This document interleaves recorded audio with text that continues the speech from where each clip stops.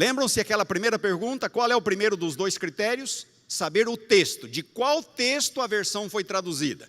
Muito bem, olhe na sua Bíblia, na primeira ali, nas primeiras capas, você vai ver qual é a sua versão.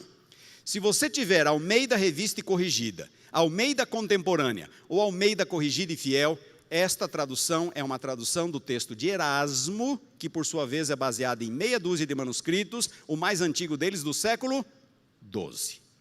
Agora, estas outras versões são versões revisadas, baseadas em manuscritos mais antigos, baseadas em manuscritos do segundo século.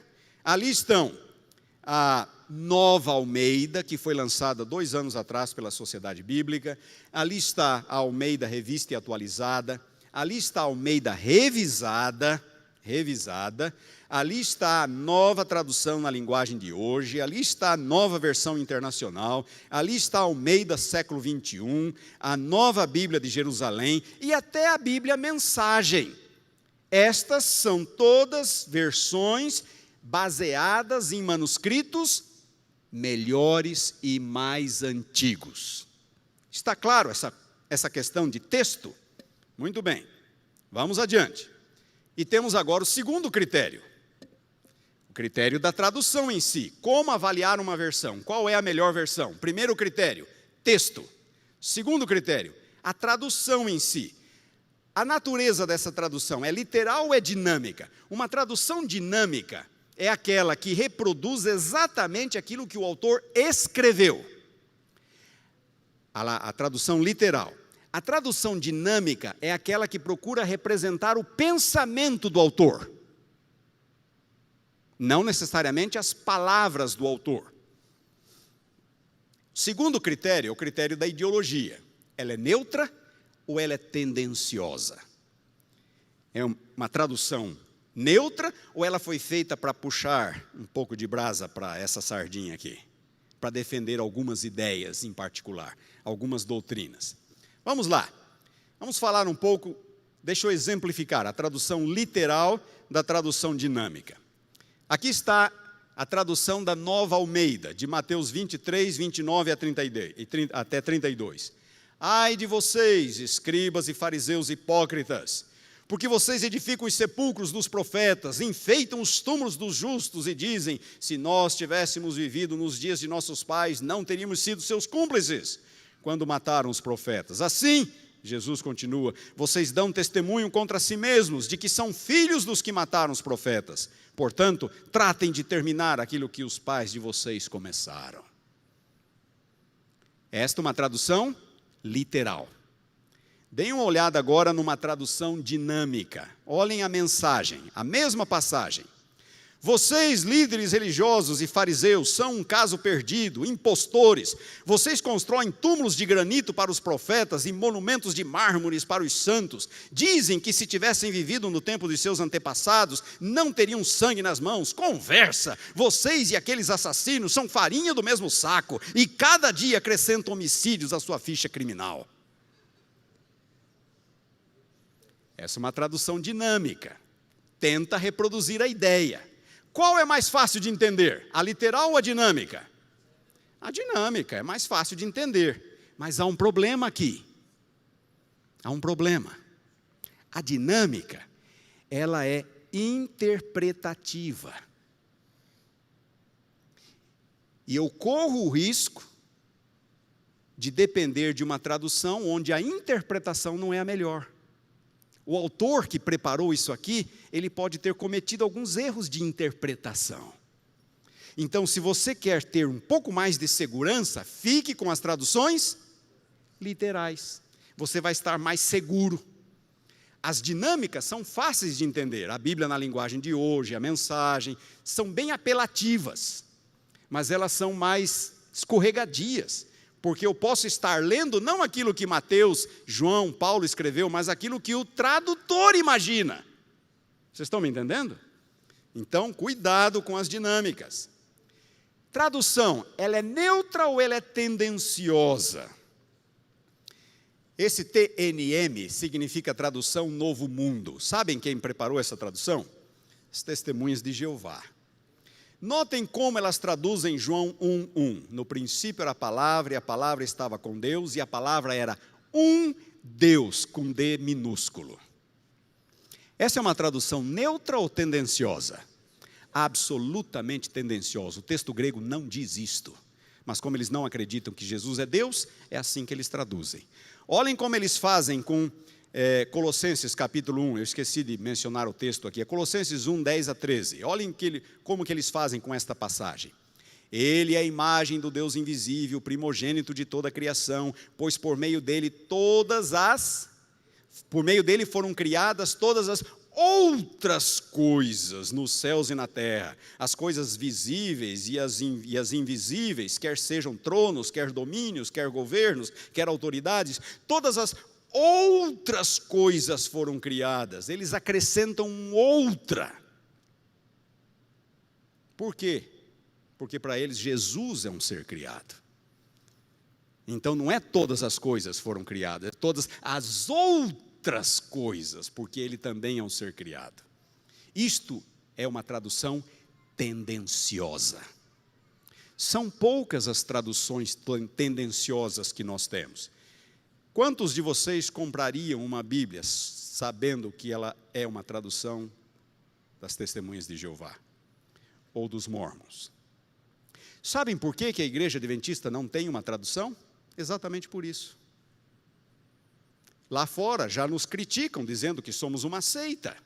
A Igreja Adventista não recomenda o preparo de uma Bíblia adventista, uma tradução.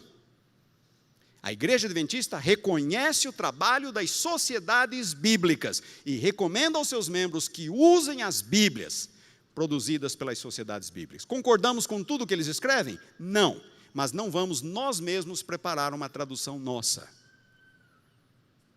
Isso geraria críticas, nos colocaria num papel que não gostaríamos de estar.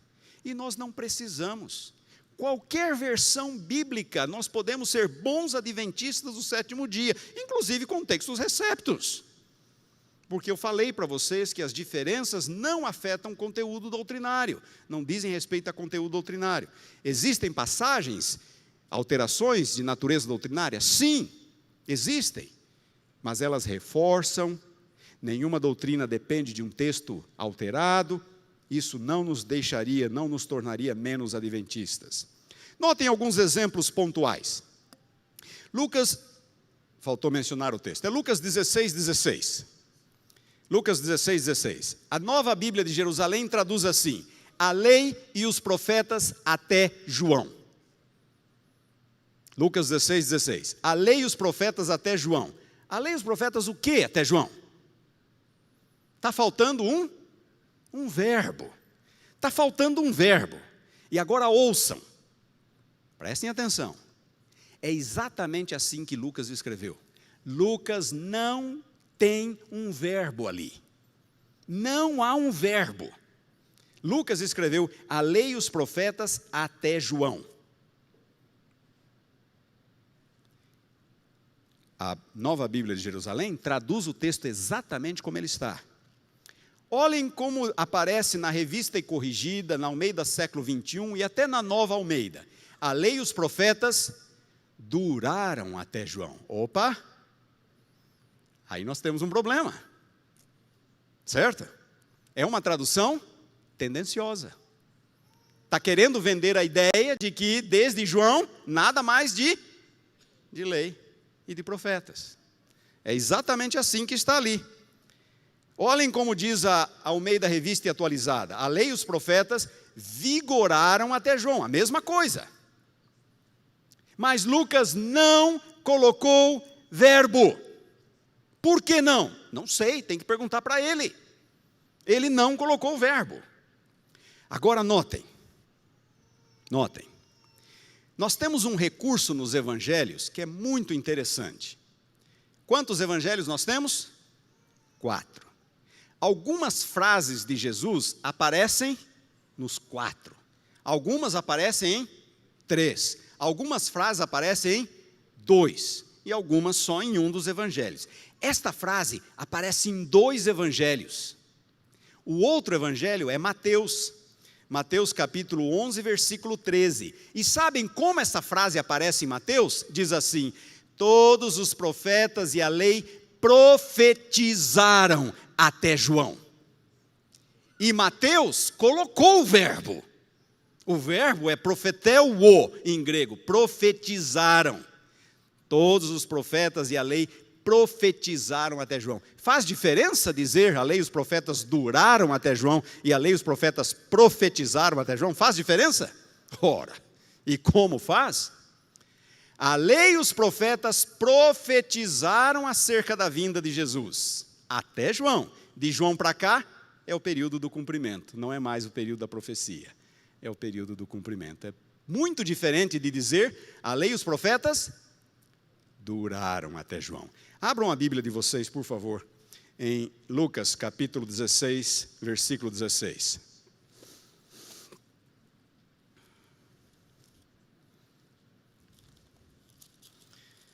Lucas 16, 16. Então nós encontramos essa informação aqui. A lei e os profetas, Lucas escreveu até João. Por que ele omitiu o verbo? Eu não sei. Mas vamos colocar aqui o verbo profetizaram, que é o verbo que Mateus coloca. A lei e os profetas profetizaram até João. Desde esse tempo vem sendo anunciado o evangelho do reino de Deus. Aquilo que era profecia, agora é cumprimento. Notem o versículo 17. É mais fácil passar o céu e a terra do que cair um tio sequer da lei. Como pode ser a lei e os profetas duraram até João e de repente o versículo 17 diz: é mais fácil passar o céu e a terra do que cair um tio sequer da lei. Jesus está reafirmando a validade da lei e não anulando a lei a partir de João. E logo em seguida no capítulo há a parábola do rico e do Lázaro. E vocês se lembram, o rico morreu, foi para o inferno, Lázaro morreu, foi para o seio de Abraão, e daí Lázaro fala para Abraão: pai Abraão, eu tenho ainda, quantos irmãos? 5 irmãos? Eu tenho um grupo de irmãos lá, mande alguém falar com eles, para eles se arrependerem, para não virem para esse lugar de... Perdão, é o rico que fala com Abraão, para não virem para esse lugar de tormento. Versículo 29, respondeu Abraão: eles têm a lei e os profetas, Moisés e os profetas, ouçam-nos. O que Jesus está reafirmando? A suficiência das escrituras, da lei e dos profetas para a salvação. Mas ele insistiu: não, pai Abraão, se alguém dentre os mortos for ter com eles, arrepender-se-ão. Abraão, porém, lhe respondeu: se não ouvem a Moisés e aos profetas, tampouco se deixarão persuadir, ainda que ressuscite alguém dentre os mortos.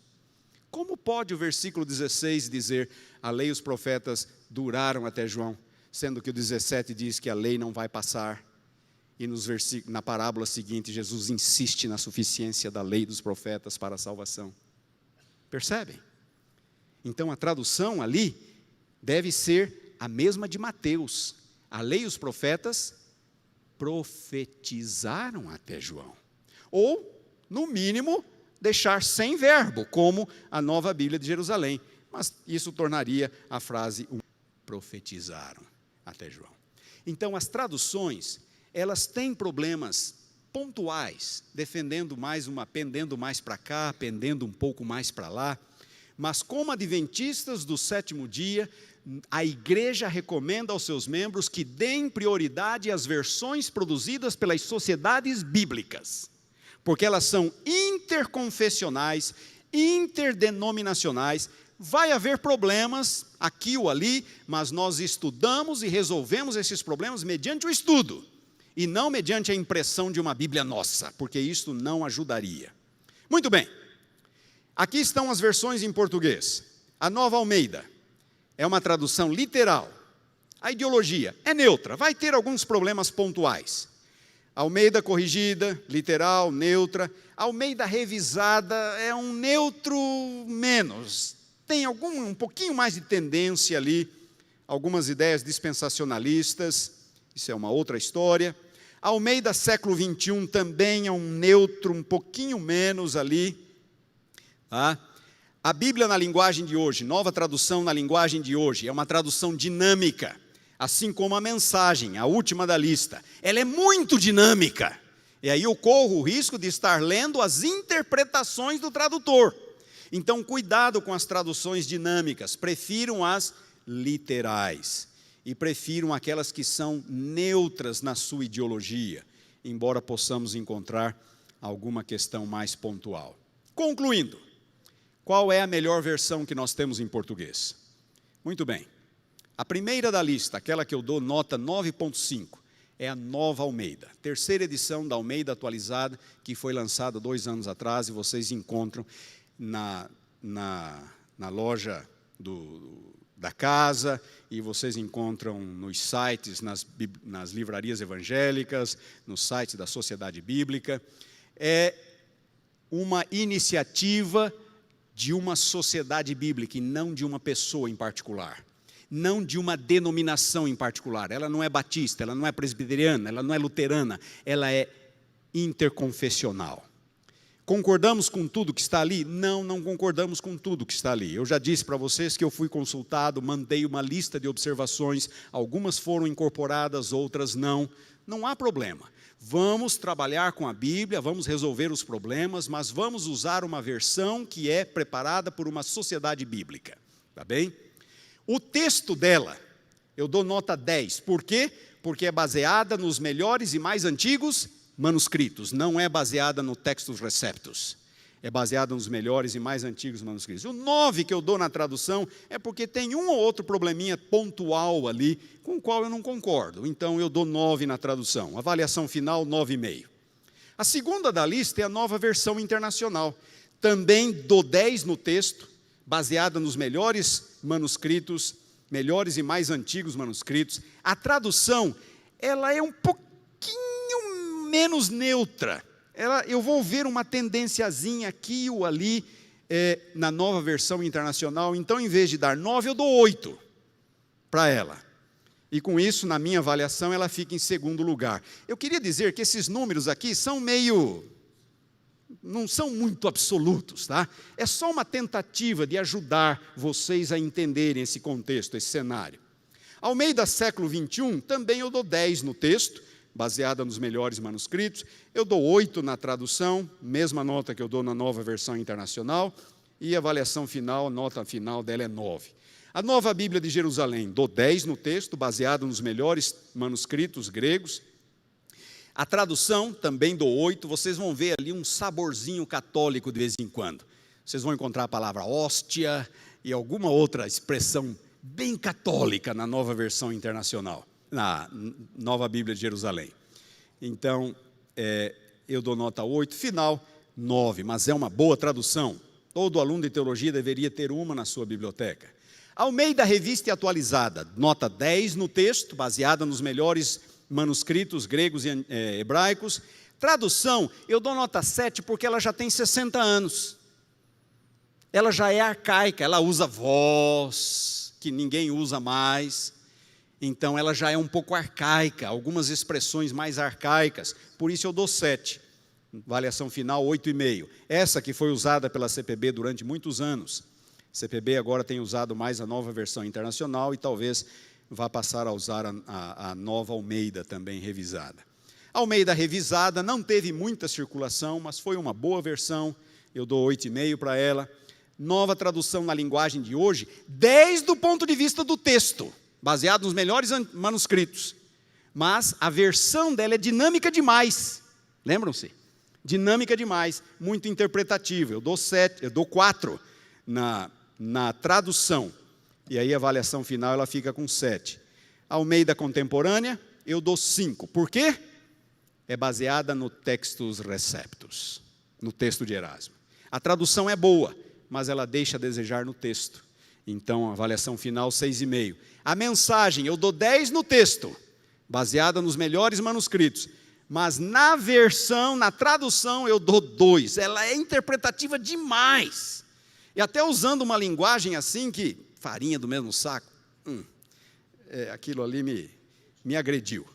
Então, eu dou 2, tá? Avaliação final, 6. Muito interpretativa. Almeida Revista e Corrigida, que é o mesmo texto da Almeida Antiga. Eu dou 5 no texto. Por quê? Textos receptos. Tradução, 5. Porque já tem muitas décadas, já está muito arcaica.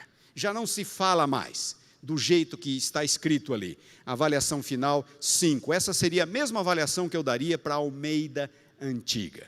E agora eu pergunto, é possível ser adventista com todas essas Bíblias? Sim, todas elas. É possível. Vamos ter problemas pontuais aqui ou ali, mas é possível ser adventista com todas elas. Eu recomendo usar aquelas que são um pouco mais literais e baseadas nos melhores manuscritos gregos e hebraicos. Eu acho que essa nova Almeida ficou muito boa. Há algumas dificuldades ali. Nova versão internacional, muito boa. Há algumas dificuldades ali, mas nada que nos impeça de utilizá-las. E nada que nos leve a querer a nossa própria tradução. Lembrem-se, quem é que mexia no texto? Os hereges. Os hereges mexiam no texto. Nós não precisamos e não devemos fazer isto.